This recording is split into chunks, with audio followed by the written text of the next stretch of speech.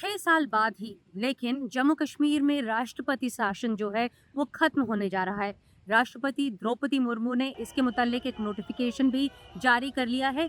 जैसे ही वहां पर असेंबली स्worn इन होगी वैसे ही राष्ट्रपति शासन जो है वो खत्म कर दिया जाएगा। जो वहां की सरकार है वो बनेगी।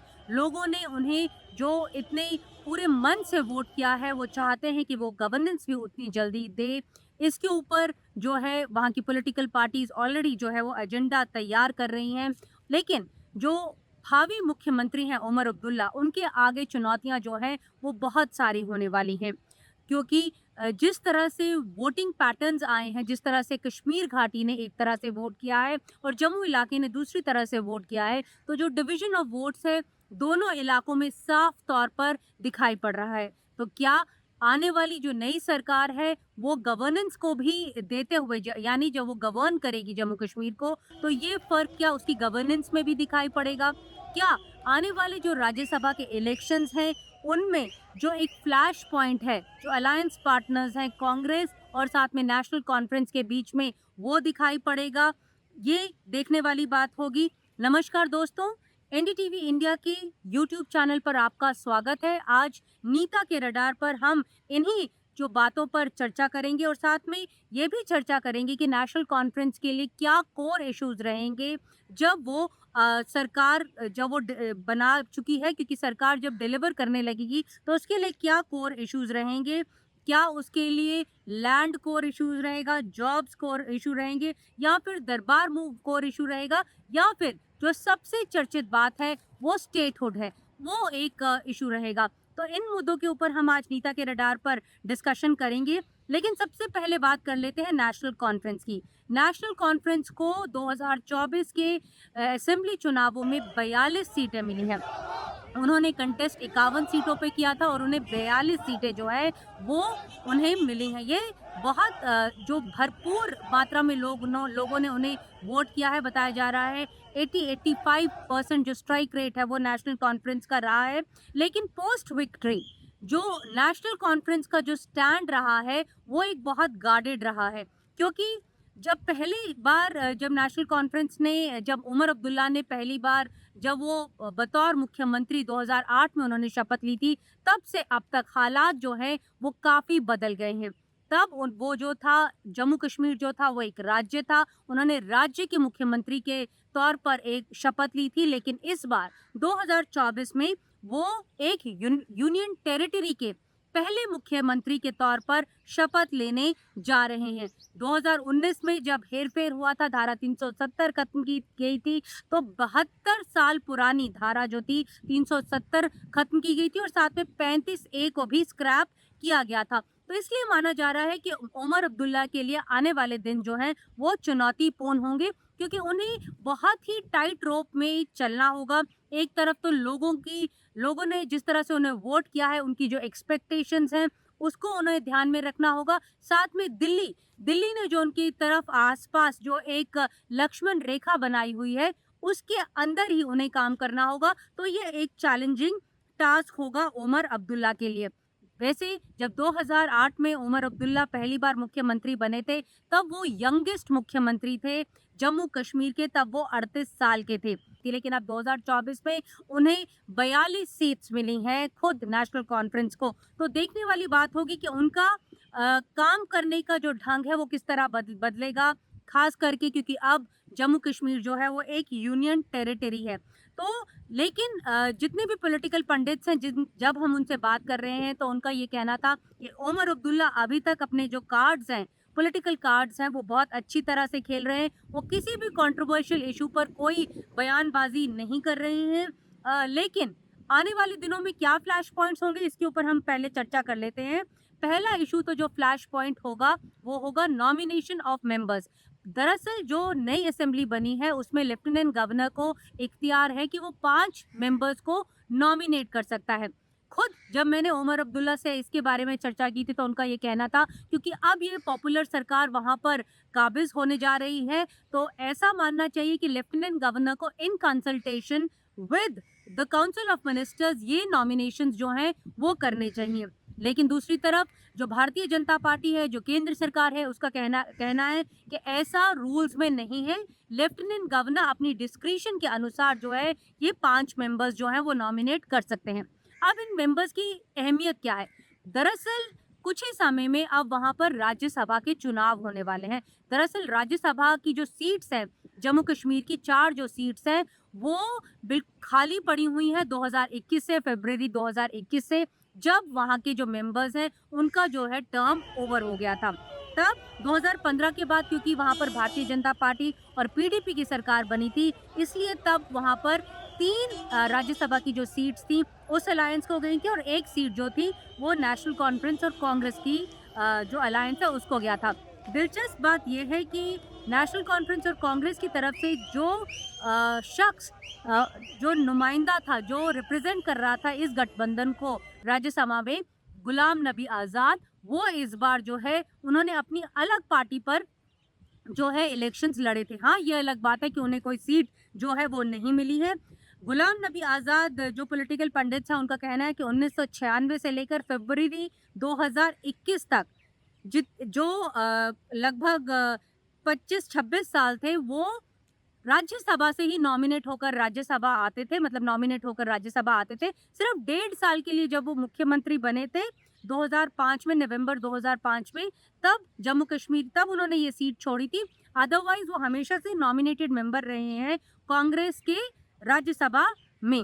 लेकिन अब देखने वाली बात होगी कि जब इस बार इलेक्शंस होंगे तो बीजेपी, जिसके पास 1 सीट आएगी, और नेशनल कॉन्फ्रेंस और कांग्रेस, जिसके पास 3 सीटें आएंगी, वो किन लोगों को नॉमिनेट करते हैं इस बार राज्यसभा यानी अपर हाउस के लिए। इस लिहाज से ये जो 5 नॉमिनेटेड मेंबर्स हैं वो इम्पॉर्टेंट रोल प्ले करेंगे कि कौन लेफ्टिनेंट गवर्नर जो है वो in consultation with council of ministers ये 5 मेंबर्स को नॉमिनेट करते हैं, या फिर अपनी भारतीय जनता अपनी डिस्क्रिशन में, ये जैसा कि जो विपक्ष है वो कह रहा है कि बीजेपी के मेंबर्स को ही नॉमिनेट किया जाएगा।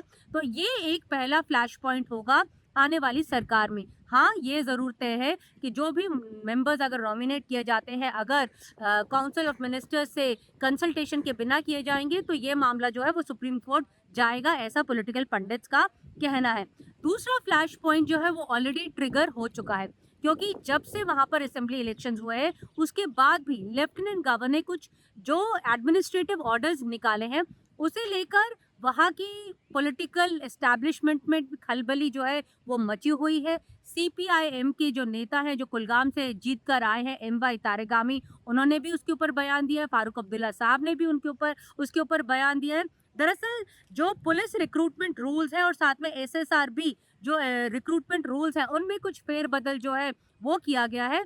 तो जो सीपीआईएम के नेता हैं और फारूक अब्दुल्ला साहब का उनका कहना है कि इतनी जल्दबाजी क्या है लेफ्टिनेंट गवर्नर को, क्योंकि वहां पर अब जो है असेंबली जो है जल्द अपने नुमाइंदे जो है वो जो चुन चुकी है और वो काउंसिल ऑफ मिनिस्टर्स वहां पर आ जाएंगे, तो तब भी ये ऑर्डर्स जो है वो निकाले जा सकते हैं।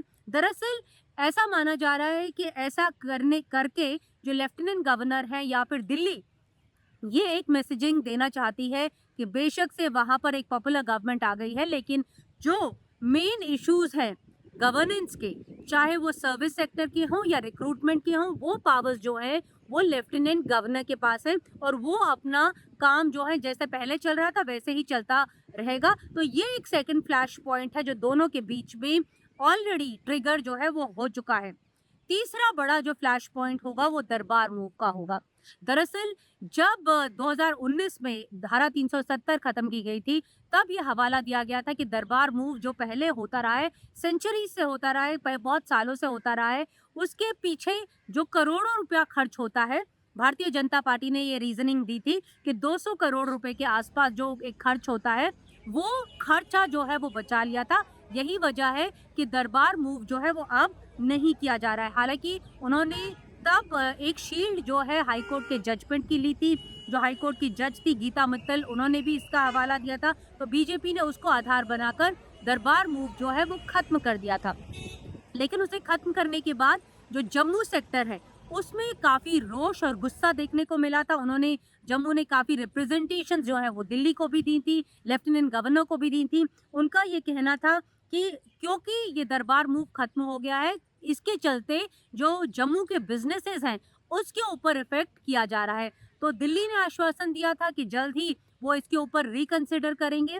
नेशनल कॉन्फ्रेंस ने अपने मैनिफेस्टो में कहा था कि वो भी रिकंसिडर करेंगे। कांग्रेस ने भी कहा था रिकंसिडर करेंगे। अब देखने वाली बात होगी कि क्या लेफ्टिनेंट गवर्नर जो पहले हवाला दे रहे थे कि जो पैसा है वो बचा लिया, वो अब यू टर्न लेकर दरबार मूव का जो एक मूव है दोबारा से जम्मू ले जाने की जो पहल है वो करेंगे, या फिर नेशनल कॉन्फ्रेंस इसे जो है वो मूव करेगी। और अगर नेशनल कॉन्फ्रेंस और कॉन्फ्रेंस मूव करती है तो क्या जो लेफ्टिनेंट गवर्नर है वो उसके साथ उस फैसले के साथ आगे चलेंगे या फिर उसके बीच में रोड़ा अटकाएंगे।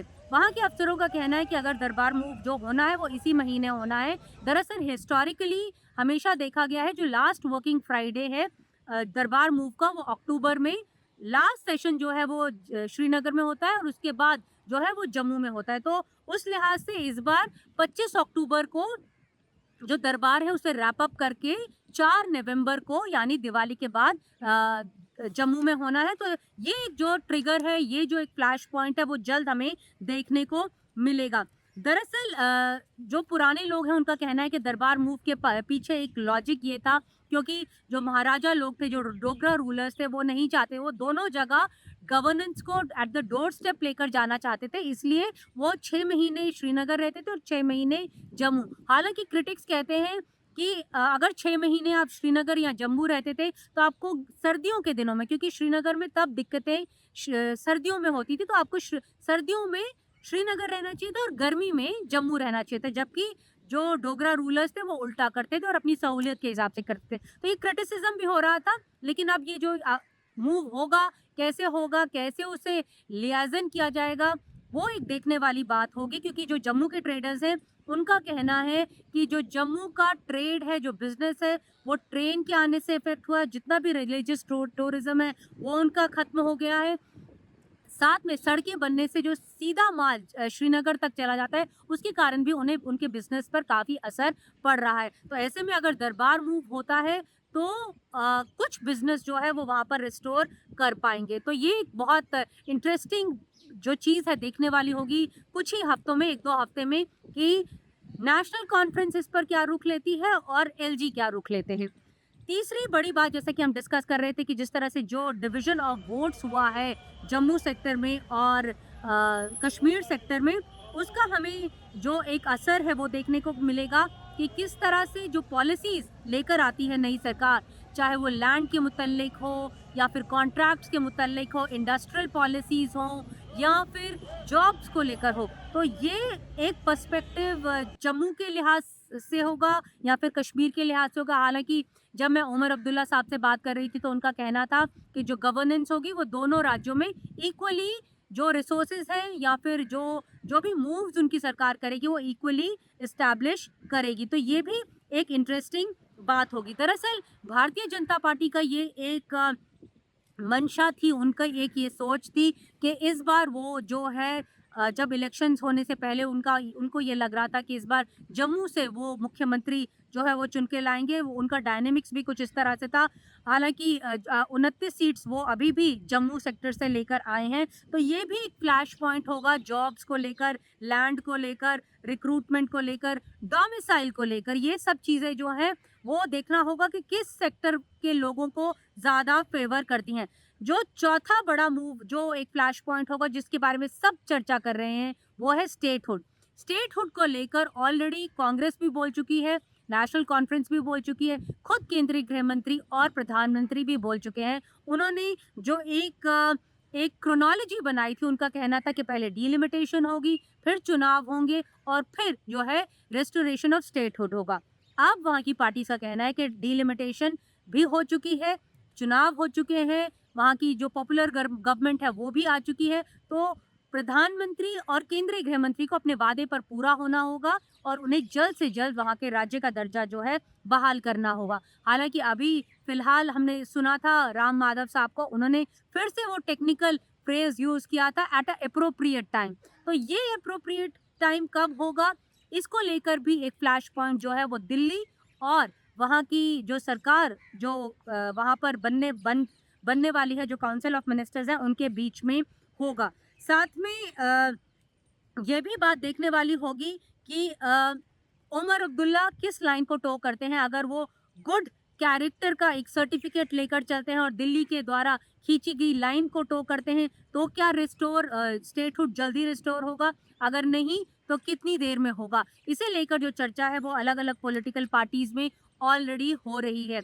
लेकिन इंटरेस्टिंग टाइम्स है, इसी के बीच में लद्दाख जो है, लद्दाख ने भी अपनी जो हैट है वो रिंग में फेंक दिया। उनका भी कहना है कि बेशक से जो वहाँ पे जम्मू कश्मीर में राष्ट्रपति शासन खत्म हो गया है, लेकिन लद्दाख का क्या? लद्दाख के बारे में अभी भी कोई फैसला जो है वो नहीं लिया गया है। तो ऐसे में लद्दाख वाले भी अपनी जो गाड़ी है वो जम्मू कश्मीर के साथ-साथ आगे लेने जाने के लिए तैयार है। उनका कहना है कि जैसे जम्मू कश्मीर में चुनाव हुए, जम्मू कश्मीर की स्टेटहुड की रिस्टोर होने की बात हो रही है, वैसे ही लद्दाख की भी स्टेटहुड की रिस्टोरेशन की बात जो है वो की जानी चाहिए। तो काफ़ी इंटरेस्टिंग टाइम्स है इस रीजन के लिए, क्योंकि ये रीजन जो है वो डिफ़िकल्ट रीजन भी है, क्योंकि एक तरफ पाकिस्तान है और दूसरी तरफ चाइना है। तो देखने वाली बात होगी कि जो बातें हैं या फिर किस तरह से एक बैलेंस बनाकर उमर अब्दुल्ला की सरकार आगे चलेगी आने वाले दिनों में।